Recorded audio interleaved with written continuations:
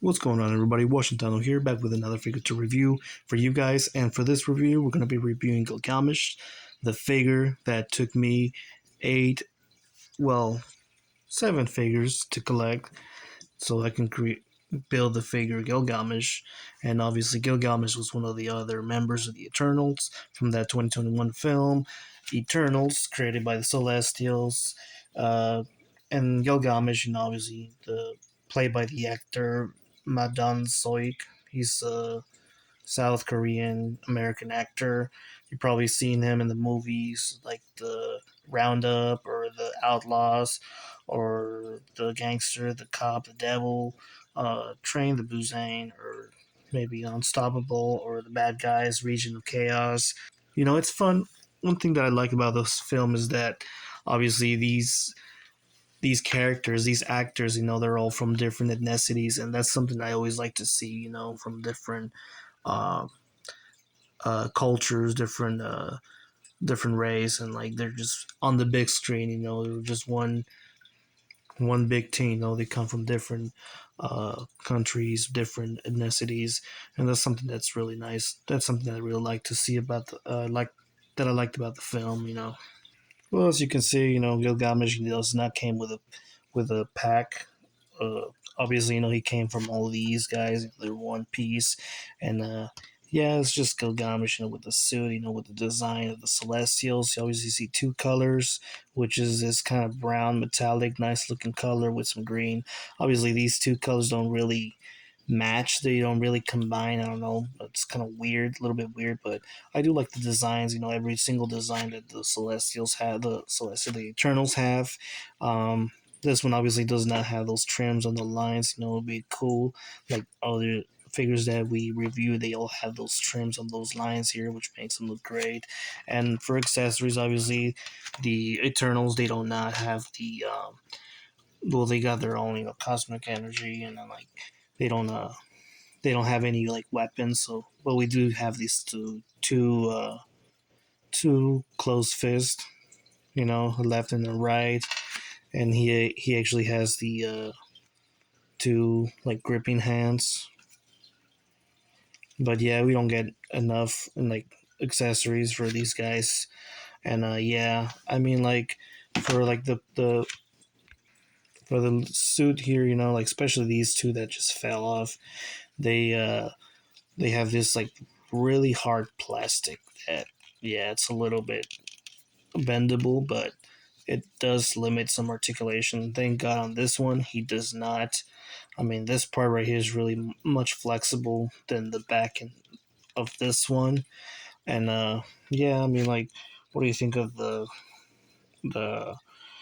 the sculpturing? I mean, it's all right. I mean, it's not great, but it's all right. They got the hairline, nicely painted. Yeah, because like one of the figures, I think it was Fausto's, his hairline from his beard. It was not painted. It's something that was like they forgot to like finish up. And this one, the hair sculpting, the paint jobs looks great. Really trying to make it look as accurate as possible. I mean, for the actor Don Lee, I mean, yeah, it's not so too much to tell. I mean, like the bubbly arms are not they're not that much bubbly arms. So like he's a big figure. Like for the measurement tape, which is something I should have started from the beginning. He measures up about almost 7 inches. I mean, like from the top of his head, yeah, he's like 6 inches and 3/4. Leaves it up to like 17 centimeters. I mean, like he is a little bit tall than almost these guys. I mean, the actor, he's like 5'10", and like that's not really that tall. But yeah, I guess they weren't as accurate on the height or the scale of the figure for like a person who is like 5'10". I'm 5'9", so I mean like, and I'm not really that tall. Like for this guy, how they're making him look like. But yeah, and for articulation, obviously, he's got the giant ball peg, swivel, the full 360. He can tilt left and right, look left and right too, and he's got a good extension on the arms, really great. Also can do a full 360. He's got those swivels on the bicep, which is great. He's got that double joint on the elbows. He's got rotation at the wrist, and then he can also hinge up and down. And he's got that, ab crunch or articulation on the torso right there. Can swivel and rock it side to side. Obviously, you see a little bit of gaps right there, but and because of the suit, obviously, he does not have that swivel on the waist, but at least we have it on the torso. He's got that ball joints on the thighs. You can split about this much, not too much. And he's got that obviously that swivel on the thighs there. He's got that double joint on the double hinge on the knees.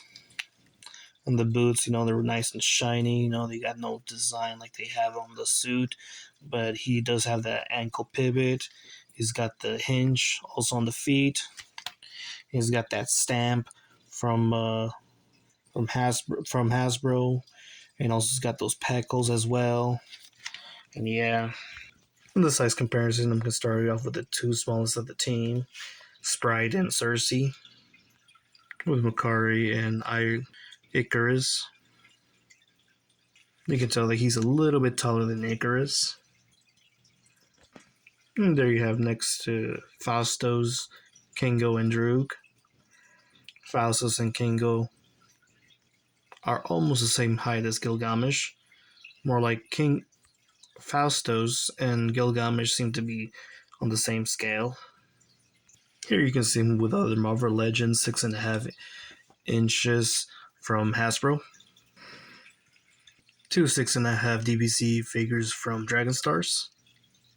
Here you see him with a 6.5 inch DC Batman from DC Collectibles, and with a Man of Steel 6.5 inch from Mattel. And from DC Multiverse, here's a Batman and Superman 7.5 inches from McFarlane. Next to a 7 inch Amanda Ripley and a 7 inch Dutch, both figures from NECA. And of course, with a Predator and a Namor, both figures from NECA.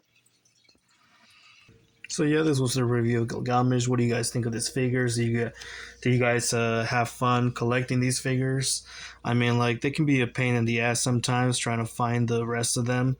I mean, like, if you go from store to store or find them online or try to bid them on eBay. I mean, like, yeah, let me know what you guys think. Did you like the movie? I mean, the movie, for others, it wasn't that great. I mean, they say that it only made like 400 million on the box office. I mean, like, I think it was okay. Let me know in the comments below. What do you think of that movie? What do you think of these figures? Would you add them to your Marvel collections? Let me think. Let me see what you guys think, and if you enjoyed it, make sure to give me a like, subscribe. That helps a lot in the channel. Thank you guys for watching. I'll be seeing you next time.